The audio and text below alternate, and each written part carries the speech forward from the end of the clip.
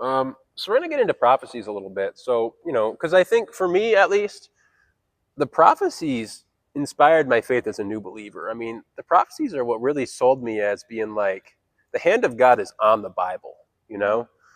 And understanding the history around them is a key part of it. And so we're going to, at the end, after going through Daniel here, we're going to, I'll just kind of summarize some of the really great prophecies out there. But this one in Daniel we're going to go over today is really, really cool. And the history around it drives home just how darn accurate these prophecies are, and just how detailed and incredible they are. I mean, don't get me wrong, some of the prophecies are not that impressive. I'm just going to be real. I read some of the prophecies and I go, you could interpret this a million different ways, but it does apply to Jesus. But like some of them make your jaw drop, and this is just one of the jaw dropping ones, you know? Um, and so, I think there's a handful of prophecies that'll just make your jaw drop. Um, and some of them seem more like there's not a whole lot of detail in them. They're not that not that intricate. But this is just one that I think most people aren't going to know about it in this depth. So I just think it's really great to go through, and we're going to learn some history as we go. All in all, Jesus fulfilled like over 300 prophecies, and this just proves God's hand upon the text. And I think this one's very powerful. We're going to go through one that in Daniel that really proves Jesus as the Messiah. So Daniel lived in the 6th century BC, so like we're talking like 5 to 600 BC. And we know this because they didn't have a dating system back then. They didn't date anything until like the 300-400s, I want to say, AD. So even like the time where we call like 0 AD being the time of Jesus, which isn't even accurate. He was probably born a few years before that. That's all stuff that was retrofitted, The way you knew any dates back then was just to talk about one of the kings and say, for example, you'll hear in the 18th year of King so-and-so. You hear that in the Bible because they didn't have a dating system. So we're getting Daniel's, his time period from the kings who were reigning during his lifespan. And then we basically go back and retrofit everything into a timeline. And quite frankly, any timeline that they give you before like 300 AD is a rough assumption.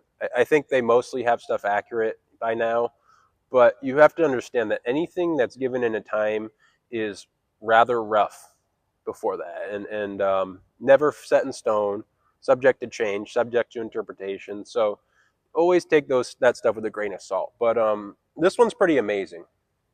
But do understand that even as we go through the dates on this, there's some wiggle room for what date exactly all of these were. But you're going to see that this is accurate enough to undoubtedly point to Jesus being the Messiah. So really we're going into Daniel 9.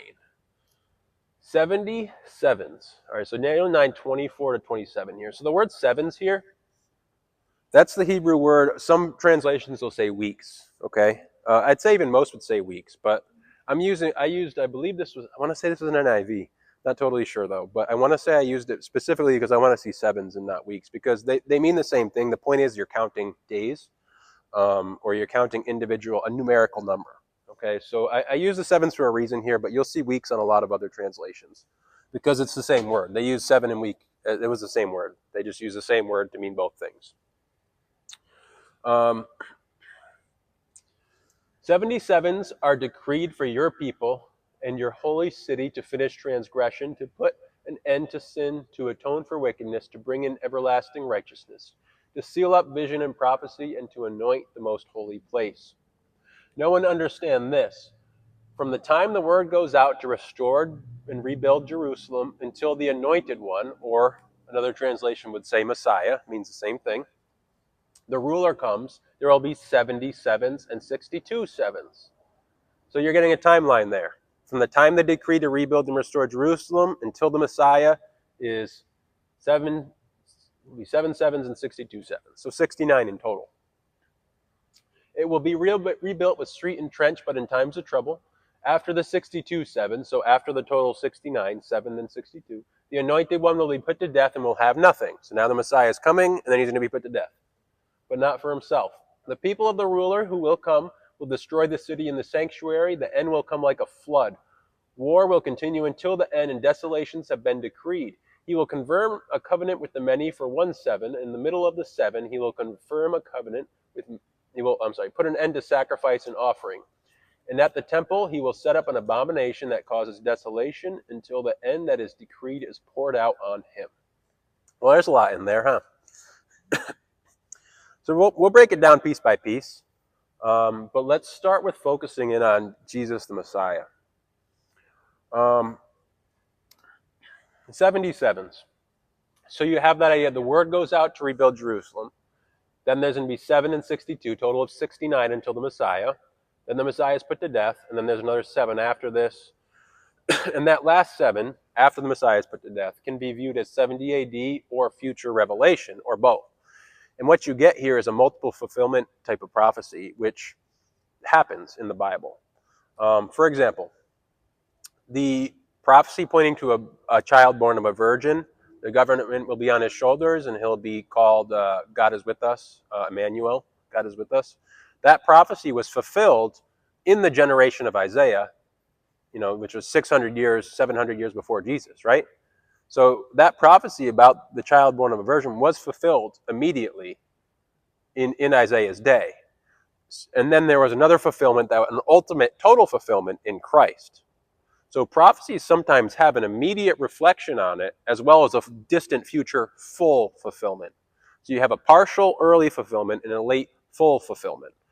So you can sometimes get a cyclical multiple fulfillment of prophecies. And that's what you see here from Daniel, where some of the events of this desolation were in 70 AD, but then some of it's happening in Revelation in the distant future.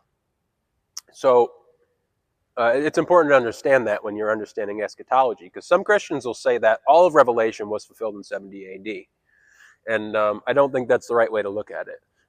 They make some good points that 70 AD definitely fulfills some of the New Testament prophecies, but they don't fulfill all of them, especially about Christ's return, which, most of them will still agree that Christ is returning in the future, but I think there's still a lot missing that is yet to come in the future when you look at the New Testament and Revelation, and especially putting those together. I think there's a lot that hasn't come. So you get multiple fulfillments. So that is happening in what we just read. Regarding those last few sentences about the desolation. So we'll go into that in a little more detail, but let's stick to starting looking at the part about Jesus the Messiah coming. So you have the words, from the time the word goes out to restore and rebuild Jerusalem until the anointed one, the Messiah, comes, there'll be 7 7s and 62 7s. So the first thing you need is what's highlighted there, or bolded and underlined. When did that word go out to restore and rebuild Jerusalem? Well, you got to know the history of it. Where's this coming from? Does anyone know? Daniel. What time and place, though? Or what place specifically is this coming from?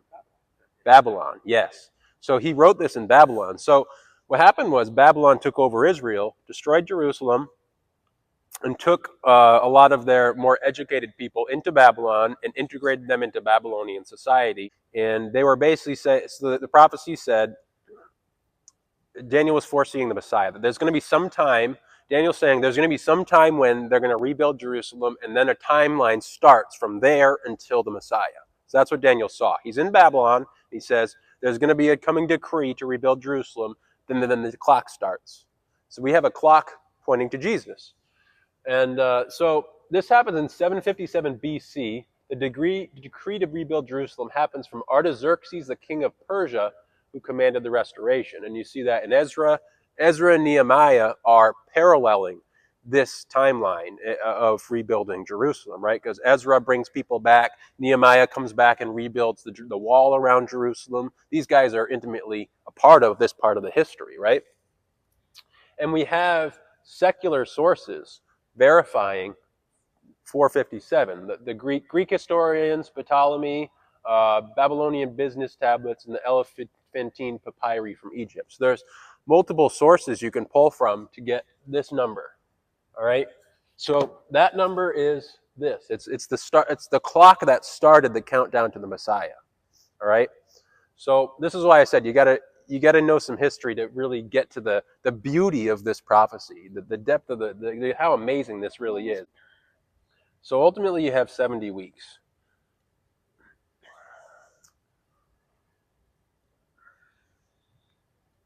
So 62 sevens, and you have 7 sevens and 62 sevens, ultimately making 69 sevens or weeks, right? That totals 483 years. So the clock starts at the time the decree to rebuild and restore Jerusalem was, which was 457. And the reason the 62 and 7 are divided and separated in the total of 69 is because it took that long to restore Jerusalem. And that's not to be confused with like Nehemiah restoring the wall. We're talking the whole city being restored. So he actually includes in this timeline, it took 7 sevens to restore Jerusalem, and then the rest of the 62 were just still counting up to the Messiah. So ultimately, 69 sevens, 483. So if you add 483, it brings you to 27 AD. Now, 0 AD was originally back in, the 300s AD, assumed to be when Jesus was born, but our modern scholarship has actually tweaked it a little bit and said Jesus was probably born about 4 BC, give or take. I mean, this is rough. This is all rough, but what we're getting is we're a little wiggle room in our total range, but about 4 BC, which means at 30 years old, it's 27 AD. So this is when Jesus starts his ministry. So the timeline going to the time of the Messiah was not when Jesus was born, but when he started his ministry at 30 years old in 27 AD. And then you have the other week. Again, this leads to either the 70 AD desolation or the ultimate future. So the last week doesn't really fit in an exact single 1 year each timeline, but more so is kind of spread into the future as a distant prophecy. But the specificity of those first 69 weeks, giving you an exact timeline to Jesus starting his ministry, is insane, right? I mean, that's just very accurate. I mean, and again, we have copies of this stuff that is from Jesus' time or before Jesus' time in the Dead Sea Scrolls. And so you dig into the history or in the numbers around it, and you just go, yeah, God gave us literally an exact timeline to the Messiah. It's pretty incredible, right? Those last seven, the last seven of the after the Messiah is often parallels to Revelation, because you have the 42 months and the 1260 days, which are both 3.5 years. So you have that last 7 being cut in half. So he's telling them, don't measure the temple. They'll tread it underfoot. So, the beast and his army is going to tread Jerusalem for 42 months. I'll grant authority to my 2 witnesses. They'll prophesy for 1,262 days. So that's exactly what you just read with the sackcloth. And again, those are both 3.5-year timelines. And you get the same in chapter 12. The woman fleeing into the wilderness, nourished there for 1,260 days. It's again 3.5 years. In chapter 13, you again get the 42 months, which is 3.5 years. And this is about the Antichrist beast speaking about blasphemy. He's basically just winning over Jerusalem for that short time again. And so this is why we get the idea that tribulation is 7 years, and we tend to divide it with an important piece being in the midpoint of that 7 years. And again, the Bible doesn't say the tribulation is 7 years. We interpret it to say that. So again, it's knowing that the Bible doesn't specifically say that, but we assume it to say that. We are interpreting it to say that. So it's not something that we know is definitely how it's going to happen, and it isn't definitely how it's going to happen because it doesn't say that's definitely how it's going to happen. But I think that these lead us to most likely believe that this is true. But again, for a lot of church history, people believe that this was more of an allegorical statement, and they didn't take this as literally as we do in our church. But I think that we have it, the right way today, and I think most Protestants agree on this. And I think this is our last slide for today. Some other Messianic prophecies that I think are pretty important. You get the Abrahamic covenant, that Abraham's seed shall be a multitude and bless the nations. Like, how did Jews bless the nations if it wasn't through Christ? The Davidic covenant, his throne's established forever through Christ, right? There's no other way that's fulfilled. Isaiah, the suffering servant, an innocent man is going to be put to death, willingly gives himself for the sins of the world. God is pleased to render him as a, quote, guilt offering for sin to justify many. And those are, quote, pleased to make him a guilt offering to justify many. That is straight from Isaiah 53. So God purposely is making someone a guilt offering for many. Zechariah 12:10, mourning the pierced sun. Jeremiah 31, the promise of the new covenant. Isaiah 7, born to a virgin, Emmanuel, which means God is with us. So these are some of the more powerful messianic prophecies. I'd say, Daniel 9 that we just read, and Isaiah 53. It's actually 52 and a half to 53 is actually one prophecy. So it's actually not just 53. It's 52 and it's halfway through 52 into 53. So you really have to start the prophecy before 53. But I'd say that Isaiah 53 and Daniel 9 there are probably my I'd say are the strongest two and the most convincing messianic prophecies, um, because they're so darn specific. They're just so specific. Like you can't take that timeline and end with anything but Jesus, and you can't take God being pleased to make someone a guilt offering to justify many and end with anybody or anything but Jesus. I mean, Jesus is the only answer for these things, and so just amazing.